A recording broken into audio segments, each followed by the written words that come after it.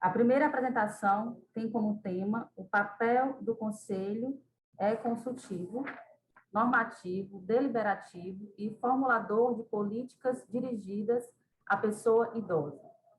Com a palavra, o deputado estadual e presidente da Comissão dos Direitos Humanos da Assembleia Legislativa do Estado do Ceará, Renato Rosene. Deputado, a palavra é sua. Obrigado, Tainá. Bom, agora com um pouco mais de tempo, com mais vagar, eu queria dirigir mais uma vez, os meus agradecimentos, né? Saudar a todos e todas aqui que estamos entre militantes de direitos humanos, sobretudo, e da democracia. Meus colegas do direito, né, do Ministério Público, da Defensoria Pública, da OAB, da sociedade civil, que foi a minha grande escola, né, os mais variados conselhos de distintos municípios que estão aqui, aqueles e aquelas de outros estados, das instituições que se dedicam à defesa dos direitos da pessoa idosa, aos conselheiros e conselheiras, tanto da sociedade civil como da esfera governamental, né? Mais uma vez, sintam-se abraçados e abraçadas. Eu havia feito notas, né, para dividir aqui com todos e todas, né, de maneira mais abrangente, mas, obviamente, por razões, né, razões óbvias, né? Nós estamos com a nossa programação um pouco alargada. Eu vou tentar resumir, até porque muitos do que me antecederam falaram aqui de temas que são temas que eu gostaria de enfrentar. Né? Vou, inclusive, né, citar alguns conceitos que aqui foram colocados. Bom, antes de iniciar, eu devo me apresentar, né? Tendo em vista que nós aqui temos um conjunto muito diverso. O meu nome é Renato Roseno, eu sou formado em Direito pela Universidade Federal do Ceará, né? Aprendo muito com os que estão aqui, né? Inclusive com alguns eu fui contemporâneo, como o Dr. Alexandre Alcântara, por exemplo, a quem eu queria aqui abraçar. Eu sou militante de direitos humanos, né? É assim que eu me defino. Sou servidor público federal, sou da carreira de analista de políticas sociais. É uma carreira do Executivo Federal para gestão de políticas sociais. Eu sou lotado na proteção social especial de alta complexidade, do antigo MDS, hoje Ministério da Cidadania. Antes disso, eu tive uma participação em entidades de sociedade civil, sobretudo de direitos humanos da infância e da adolescência, né, o SEDECA, que foi minha grande escola. A partir daí eu fui de conselho municipal pela sociedade civil, de conselho estadual, de conselho e do conselho nacional, no caso dos direitos da criança e do adolescente. Hoje estou deputado estadual, né? Eu sempre friso esse estar porque essa é uma condição temporária, né? E na condição de deputado estadual eu presido a Comissão de Direitos Humanos e Cidadania. Por isso muitos aqui nos encontramos sempre, né? Os representantes do Ministério Público, do Executivo, do Judiciário, da sociedade civil. Eu queria dividir com vocês, né, nesse tema, que é um tema muito abrangente, mais uma vez eu fico absolutamente sensibilizado, constrangido até, pelo fato de ter sido convidado para dar início a essa formação. Eu fiz 6 notas com as quais eu queria aqui balizar um pouco a minha fala. Queria falar um pouco, digamos, do caráter pendular da democracia brasileira, né? Muitos já falaram aqui, doutor Hugo, doutor Enéas, doutor Alexandre Alcântara, né? Esse caráter pendular da democracia brasileira. Falar, num segundo momento, das variadas segregações e assimetrias dessa sociedade que somos nós, mas eu queria enfatizar nesse segundo comentário, né, esse nosso pacto intergeracional, que na minha avaliação ele é injusto e adultocêntrico. Vou falar um pouco dessa relação adultocêntrica, né, nesse nosso pacto intergeracional. E, obviamente, falar um pouquinho também do reflexo disso na construção das políticas, em especial das políticas sociais do final do século XIX, né, para cá. Obviamente, isso de maneira muito, muito rápida. Né? Vários colegas aqui já colocaram, né, as variadas discriminações, né, a que todos nós, né, somos submetidos a partir dos lugares de classe, de raça, de gênero e de geração. Né? Então, várias aqui foram as falas nesse sentido. Terceiro momento, eu queria falar da trajetória de constituição dos direitos sociais e do sistema de proteção social. Um quarto momento, eu queria falar da tríplice arquitetura da participação. E aqui eu queria muito do que vou relatar aqui, eu aprendi com os colegas de sociedade civil, e aqui eu queria destacar o Fórum da Pessoa Idosa, todo o trabalho que o FOSEP tem desenvolvido. Um quinto momento, eu queria falar de o que seria o, digamos assim, o grande desafio de um conselho num momento crítico como esse que foi colocado, de crise da democracia, crise do sistema representativo, crise, né, multifacetada. Né? Nós vivemos uma crise do nosso paradigma civilizatório. Né? A pandemia ela é um sintoma, né, dessa crise do nosso atual marco civilizatório, eu não tenho dúvida disso. A pandemia ela não é propriamente uma causa, ela é uma consequência, né, desse sistema, desse marco civilizatório que nós nos encontramos. Por fim, eu vou deixar aqui, né, vou terminar a minha fala de hoje com alguns desejos. Bom, eu coloquei aqui no chat, eu queria perguntar, obviamente, às minhas colegas coordenadoras, né, é, que me trataram de maneira muito generosa, qual seria o tempo agora, dado que nós temos inclusive um outro, né, um outro facilitador, qual seria o tempo adequado que eu poderia dispor, dado que eu imagino que não tenha mais aqueles 40 minutos. Se vocês puderem colocar aqui né, no chat, eu agradeceria por demais. Né? Eu acho que isso seria importante para eu tentar me relocalizar, tá bom? Então vamos lá. Bem, o Brasil, já dizia Caio Prado, ele tem uma sina de sempre aliar o pior do arcaico ao pior do moderno. Eu acho que esse é um dos temas que mais nos atravessa nos tempos atuais. Nós mantivemos uma herança, né, ainda, né, do processo de formação da sociedade brasileira, que é uma herança que estrutura marcadores de diferença, de discriminação e de desigualdade, a partir dos lugares de classe, de raça, de gênero, e aqui eu queria ampliar, nessa visão interseccional, de geração, de local de moradia, de cultura, né, de condição física. Ou seja, nós somos uma sociedade que é, por si, produtora de segregação. A segregação, portanto, no Brasil, ela não é uma expressão ocasional ou episódica. A segregação ela é um projeto. Veja, nós temos aqui uma centena de participantes que têm experiência nos seus municípios de vida, de militância social, de ativismo social. Em qualquer pedaço do nosso território, se você sussurrar, manda quem pode, você terá como resposta, obedece quem tem juízo. Nós somos cultivados, na nossa subjetividade, a uma ideia de que há aqueles que podem e que estão acima da lei e aqueles que obedecem que estão abaixo da lei. Né? É aqueles que, portanto, não têm direitos e aqueles que estão acima dos direitos. Eu queria, obviamente isso pode parecer muito óbvio e até bastante comezinho entre nós, mas lamentavelmente não o é.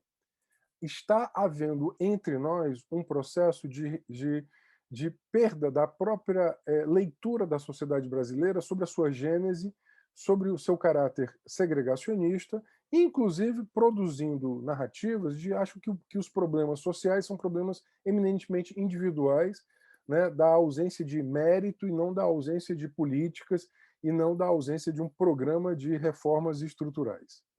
Ao mesmo tempo, né, em que a riqueza, o poder e o saber são profundamente concentrados, uma sociedade tão segregacionista, ela só é segregacionista porque ela mantém uma certa funcionalidade nessa segregação. A segregação, ela não é per si.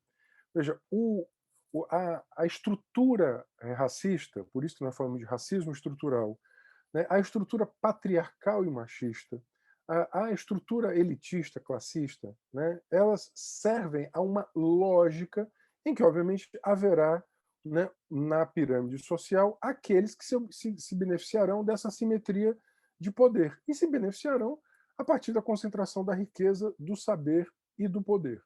Por que eu estou colocando isso? Porque, obviamente, os processos, né, existenciais eles vão ser marcados por esses, né, por esses marcadores de diferença. Envelhecer, né, entre nós não é a mesma coisa. Depende, obviamente, do seu lugar de classe, de raça e de gênero. Né? O acesso à dignidade, o acesso a direitos básicos, o acesso à saúde e à educação, historicamente dependeram, né, desse lugar. E mais ainda, a própria possibilidade de levantar-se e manifestar-se para o exercício de direitos, ela é também, né, vinculada a essa localização nessa estrutura de classe, de raça, gênero e geração. Por isso que eu me afilio muito àqueles cientistas políticos brasileiros, né, em especial o professor Writzer, que dizem que o Brasil é um país pendular, em que a democracia, sempre muito frágil, sempre muito ameaçada, mais uma vez ameaçada agora, nos tempos atuais, ela é como se fosse um pêndulo. Né? Há um pêndulo da democracia que, a depender de determinados humores críticos, né, de sujeitos sociais com maior poder, né, esse pêndulo ele vai estar mais para a democracia ou mais para o autoritarismo. Não à toa, os grandes processos, né, da independência para cá são, no mais das vezes, processos definidos pelo andar de cima. Né? Como o nosso tempo é pequeno, eu vou fazer uso de algumas frases geradoras, né, que estão escritas na historiografia oficial até. Não é nada muito distante daquilo que todos nós já conhecemos. Cuide dos interesses da coroa antes que um aventureiro lance mão, né? Já dizia o Dom João VI. Quem era o aventureiro? Era, obviamente, né, a luta independentista, ou a luta abolicionista, republicana, né? A ideia de que, né, esse lado do mundo ele precisava se libertar do processo de colonização europeu. 100 anos depois, né, façamos a revolução antes que o povo a faça. Ou seja, uma ideia de afastar o próprio povo do seu encontro com a história. Nós estamos vivendo, mais uma vez, um processo em que o pêndulo da democracia ele pendeu agora para uma trajetória profundamente autoritária e que destitui direitos. Veja, por que vários conselheiros e conselheiras que estiveram antes de mim aqui na mesa de abertura falaram, por exemplo, da diminuição da participação política ou do caráter deliberativo dos conselhos. Isso é contra o conselho do idoso? Não, porque o conselho da criança, né, passou pelo mesmo processo. E, na verdade, você tem um esvaziamento dos espaços de participação popular, um esvaziamento, né, do poder popular dentro dessa lógica que eu repito. A segregação ela é um projeto, ela não é episódica nem ocasional, né, e os marcadores de desigualdade eles são estruturantes do ser social brasileiro, lamentavelmente confirmando aquilo que há 90 anos atrás o Caio Prado tinha escrito desse lugar do arcaico, né, do pior do arcaico e do pior do moderno. Feita essa digressão maior, eu queria, portanto, agora chegar mais próximo ao nosso tema aqui. Destas segregações, portanto, né, em que cada um tem o seu lugar, e o lugar das maiorias sempre foi o lugar da ausência de riqueza, de saber e de poder, vamos lembrar, portanto, as nossas heranças, né, em que a herança escravocrata e depois de negros libertos que não ascenderam à condição de cidadania, à subcidadania. Portanto, esse pacto social que é um pacto profundamente injusto.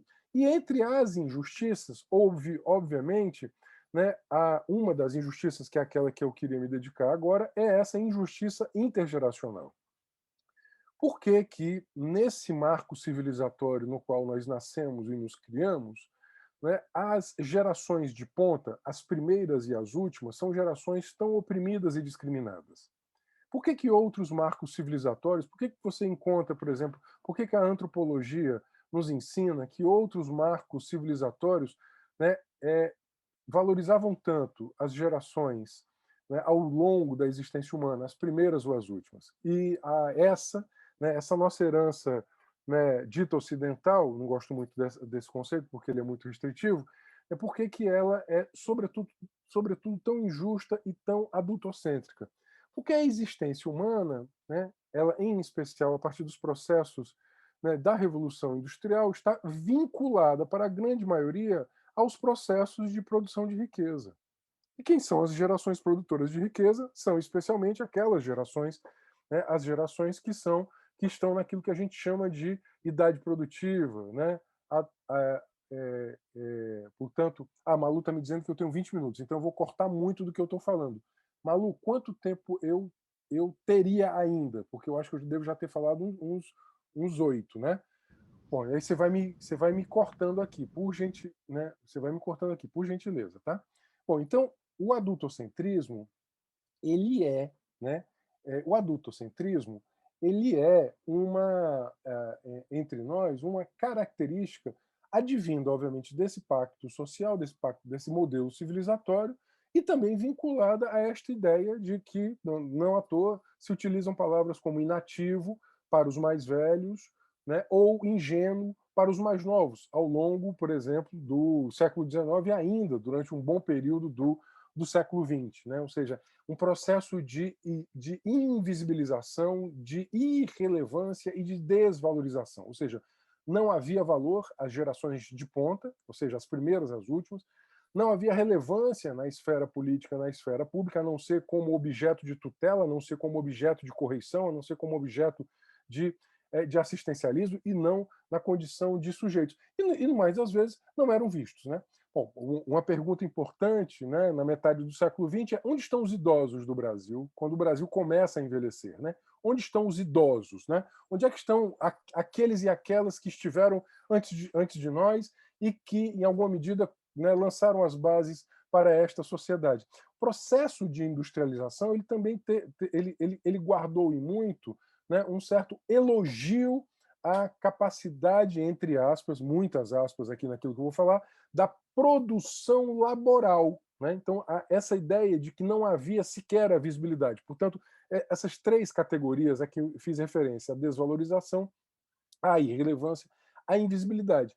Portanto, e aí eu queria passar rapidamente para a minha terceira nota, todo o processo de produção do sistema de proteção social ele é, antes de tudo, um processo de luta pelo reconhecimento da existência do sujeito. E aqui eu queria fazer, né, um parêntese. O sujeito que luta pelos seus direitos é o sujeito que, em primeiro lugar, ele recusa a invisibilidade, ele recusa a opressão, ele recusa a dor, ele recusa o sofrimento, ele recusa a indignidade. Né? O primeiro direito é o direito à recusa. Né? Tá lá, inclusive, quando você vai ver os grandes clássicos, né, do direito, quando você vai ver os clássicos do teatro, da literatura, você vai encontrar a história, né, desse lado do mundo, do outro lado do mundo, você vai sempre encontrar onde há injustiça, onde há, né, desumanização, haverá um humano lutando pela sua humanidade, haverá um humano lutando contra a sua opressão. O processo de reconhecimento do sujeito é um processo, portanto, de recusa, e em que ele demanda, dentre outras coisas, né, uma relação, o abandono de uma relação injusta e a afirmação de uma relação em outro patamar. Por isso que o direito humano, para nós, ele é, sobretudo, a ideia de uma plataforma. Essa ideia não é minha, é a ideia da professora Flávia Piovesan, o direito humano como uma plataforma de emancipação. Né? Como é que ela conceitua o direito humano? O direito humano é o irredutível ético exigível. É irredutível porque não pode ser retirado, não pode ser reduzido. É ético porque deve nos relacionar, antes de ser do campo normativo jurídico, ele é, sobretudo, né, da constituição ética das sociedades, né, e ele é exigível para ser direito. Ou seja, o irredutível ético exigível, né, que é o conteúdo dos direitos humanos, ele é fruto desse processo de luta, desse processo de recusa. Portanto, antes de falar de um sistema de proteção, é necessário falar, né, da constituição dos sujeitos que recusam a indignidade, reclamam a visibilidade, o reconhecimento da sua dignidade, a promoção dos seus direitos e a garantia desses direitos que venham a ser reconhecidos. Né? Por que eu estou colocando isso? Porque no Brasil, a subcidadania levou, sobretudo, que a estrutura de Estado ela tivesse uma muleta muito grande na lógica caritativa e assistencialista. Bom, se você for ver, né, na verdade, desde o século XVIII, menos, né, ainda no Brasil colônia, mas muito no século XIX, você vai ver essa lógica que é a lógica da subcidadania. Quem cuidava dos pobres? Os asilos da mendicidade, né, as rodas dos expostos, né, as instituições, né, caritativas, correcionais, muito, né, vinculadas às comunidades religiosas, às congregações religiosas, né, às instituições religiosas. Então, até o século XX, né, até a década de 30, até a Revolução de 30, o Estado não tinha política social. Né? Se você olha a história da política social no Brasil, ela é a partir, em especial, dos anos 30 do século XX. Né? Na verdade, o que o Estado fazia, né, no Brasil Império, na República Velha, era, digamos assim, nessa lógica da subcidadania, dedicar recursos às instituições privadas para que, numa lógica de subcidadania, de caridade. Veja, não estou falando de. Não estamos. Lá no século XIX não se falava de direito universal, de dignidade, de protagonismo, de participação. Nada disso. Nada disso, ok? Então, o que a metade do século XX faz, sobretudo, né? Em especial no período, né, a partir da Segunda Guerra? É o sujeito afirmando. O século XX é o século da especialização dos direitos humanos. Né? É o século da especialização dos direitos humanos. O sujeito ele realiza, né, a si próprio, reconhecendo o direito, buscando estratégias de promoção. Aí eu vou para o terceiro, né, comentário. Né? Perdão, para o quarto. Bom, o que é o processo de constituição, assim, dos anos 30? Daí eu, obviamente, não vou ter muito tempo, nem teria a competência para fazer essa historiografia. Vou chegar ao ponto que mais contemporâneo, né, que é esse da conquista da participação, da conquista da tríplice arquitetura da participação. E vou dizer por que é tríplice. Mas ela advém do quê? Bom, primeiro, ela advém do processo de adensamento democrático. Vocês acham que a democracia de hoje, de 2021, é uma democracia mais densa ou menos densa do que a democracia de 88? No caso do Brasil. O Brasil ali atravessa, né, a ditadura militar, 64, 85. 85 há uma explosão de sujeitos e movimentos. Né? Tem um clássico, né, da ciência política brasileira, na verdade da sociologia política brasileira, né, quando novos atores entram em cena, do Éder Sader, né, ou seja, surgem novos atores, mulheres, negros e negras, LGBTs, idosos, crianças, e é o seguinte, olha, queremos participar, viver, né? Não queremos as migalhas, né? Queremos a vida plena, queremos a vida digna, queremos uma vida inteira, né? Queremos ser tratados como seres humanos, né? Os novos atores entram em cena. Há uma ruptura aí, né? É uma ruptura, porque você tem uma ruptura com a representação sociopolítica da caridade, da correição, né, do assistencialismo, e há, sobretudo, a afirmação de uma cidadania que se quer inteira. Essa ideia está inscrita numa lógica de Estado integral. O Estado-comunidade, ele peita, pressiona, exige, constrói, né, o Estado-aparelho. Ele chega para o Estado-aparelho e diz assim, olha, Estado-aparelho, eu não quero simplesmente a subcidadania, eu quero inteiro, e não pela metade. Né? Então, a tríplice arquitetura da participação ela é fruto desse processo histórico, de um adensamento democrático e de um processo, né, de uma tríplice arquitetura da participação. Por que eu estou colocando tríplice? Porque o Estado-comunidade, o que ele arranca nos anos 80? Ele arranca que é necessário haver políticas e fundos que dessem conta de direitos específicos. Os direitos da criança, né, a saúde, a educação, o idoso. Né, você vai ver um conjunto de políticas, né, direitos políticas, né, com estratégias, né, dentro dessas políticas. Ou seja, você tem a constituição da substância do direito e da política. Mas para isso você precisa de um outro pé, que é a definição de um pedaço do aparato de Estado dedicado a essas políticas, ou seja, você tem uma especialização da política. Por que nós achamos importante haver pastas dedicadas aos direitos, aos sujeitos de direitos? porque nós entendemos que a política ela depende de um conjunto de especializações, né, de envolvimentos, de diálogos, de percepções que só podem ser conquistadas dentro do aparato estatal a partir de pastas dedicadas a isso. Por exemplo, os gestores que estão aqui, os servidores que estão aqui, estão dedicados a determinadas políticas, né? Ou seja, o processo de especialização do direito e da política social, dentre outras coisas, tem um rebatimento no próprio aparato de Estado. E terceiro, e aí eu queria me deter, né, nesse tripé da política social brasileira,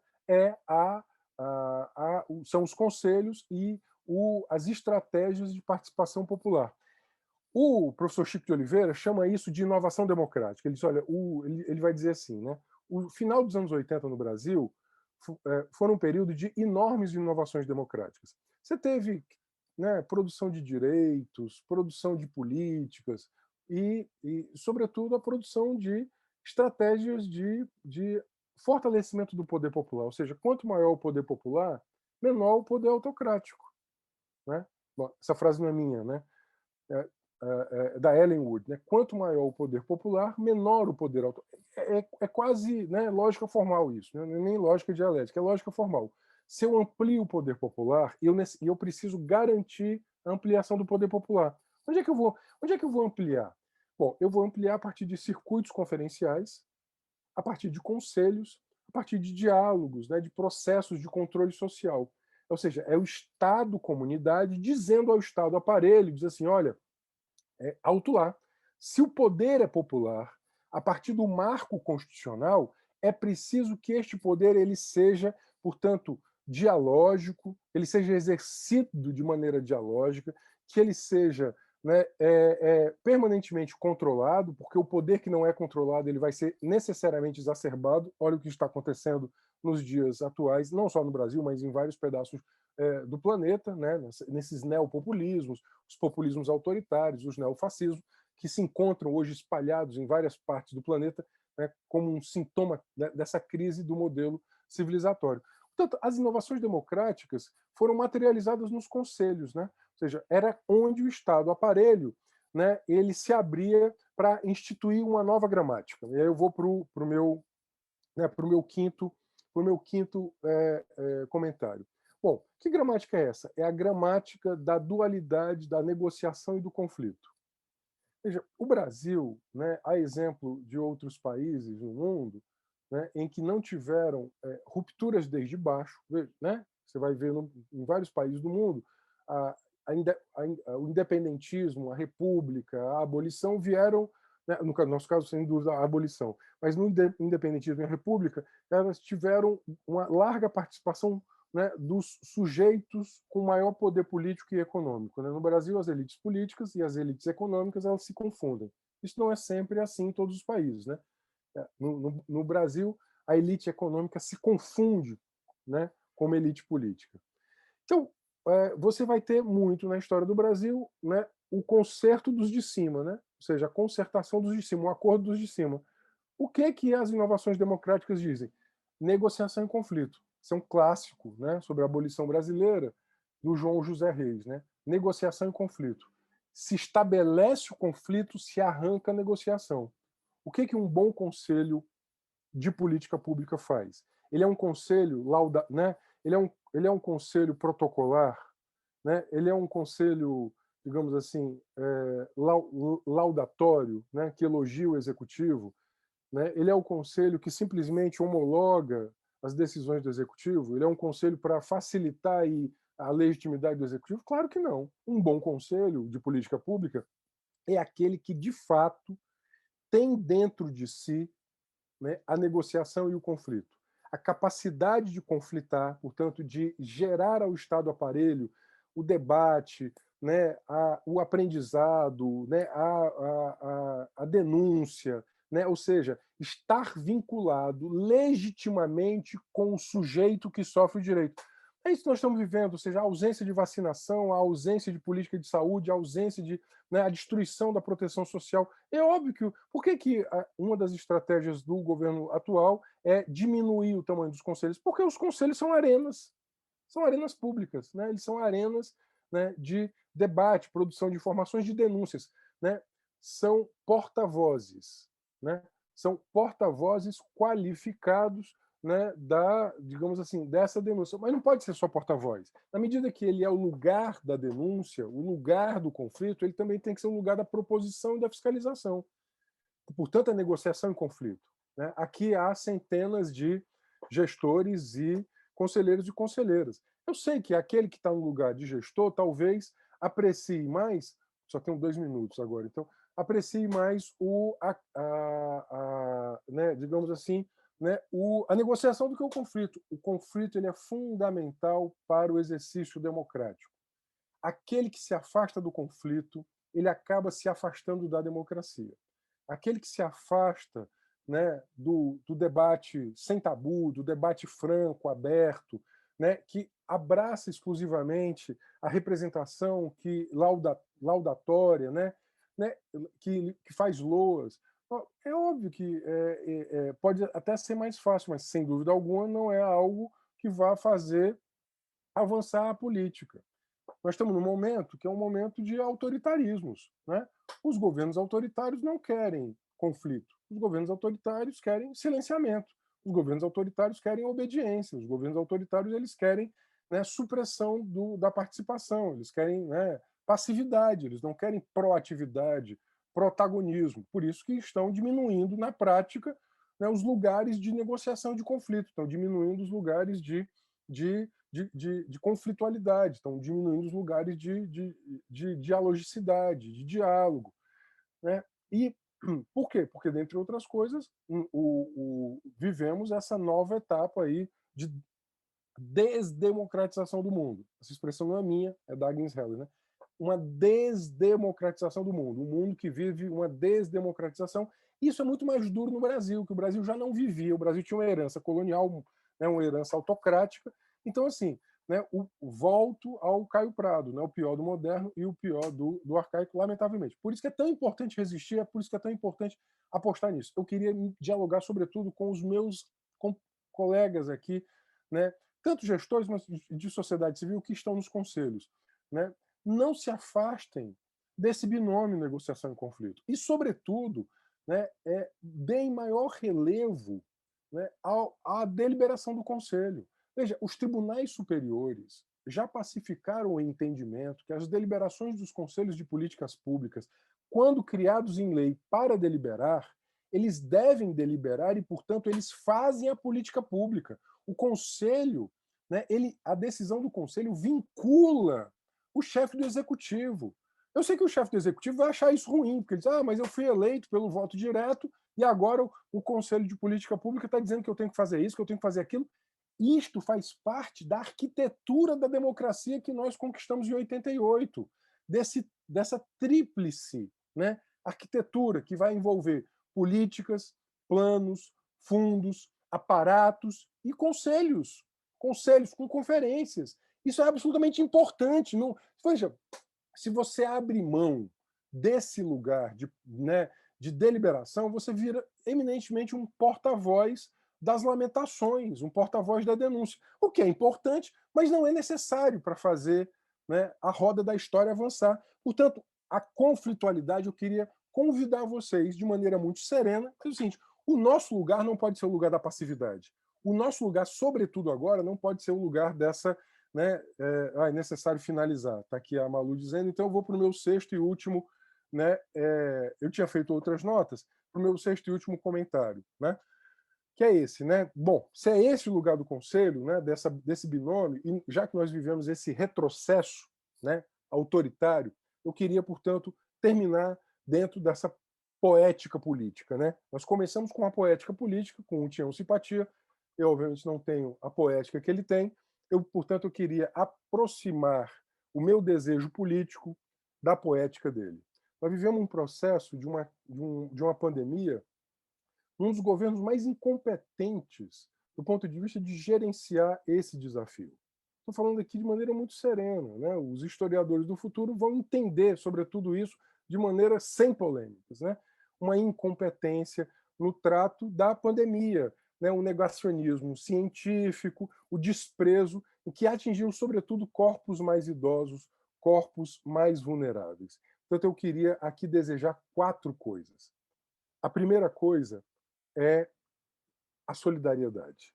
A solidariedade, né, coletiva, a solidariedade consigo, com o outro, com todos, com o planeta. A solidariedade como gramática política. A política como a possibilidade, não só a política, né, institucional e eleitoral, mas a política como a arena em que nós disputamos, né, o que somos, as nossas expectativas sobre nós e sobre o mundo. Esse é o meu primeiro desejo.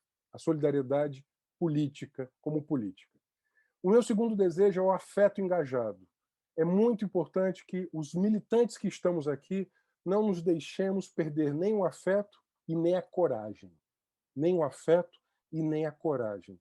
O poder nos quer tristes, melancólicos e amedrontados. A democracia é fruto de afetos engajados, de coragem, né, para peitar, né, o autoritarismo. Por isso, eu desejo uma terceira coisa, a resistência criativa. Toda vez que a gente resiste, a gente cria válvulas de escape. Resistimos ao desmonte dos conselhos, temos que resistir à PEC 186, ao teto de gastos, ao desmonte do SUAS, o sistema do qual eu sou trabalhador, ou do SUS, esse orçamento que foi aprovado agora, que na prática, né, nos coloca reféns do sistema financeiro. Resistamos, é muito importante. E, por fim, minhas colegas, meus colegas, a esperança em marcha. O que nos faz humanos não é olhar para o nosso passado. O que nos faz humanos é rejeitar, né, um futuro que foi desenhado, um futuro injusto e indigno a todos nós. O direito é, sobretudo, a esperança em marcha, é o devir, é aquilo que nos coloca em marcha. Né? O que nos faz humanos é a capacidade de recusar o futuro escrito e reescrever o próprio futuro. Vacina, direitos, democracia. Muito obrigado. Obrigada, deputado Renato Roseno, por esse segundo momento aqui conosco e por compartilhar um conteúdo tão importante aqui para nós, né? Muito obrigada pela sua participação.